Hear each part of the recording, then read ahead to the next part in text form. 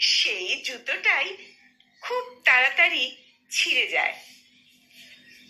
যে জামাটায় আমাকে সবচেয়ে বেশি মানায় সেই জামাতেই হয়তো দাগ লেগে যাবে, আর না হয়তো মাংসের ঝোল পড়বে।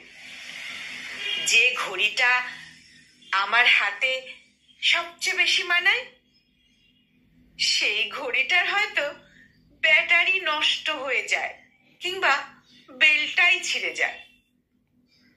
যে মানুষটাকে সবচেয়ে বেশি প্রয়োজন আমার মনে হয় সেই মানুষটাই হয়তো ছেড়ে চলে যাবে কিংবা থেকেও না থাকার মতো করে থাকবে। আসলে সব ঝামেলা হলো এই প্রিয় শব্দটাকে নিয়েই।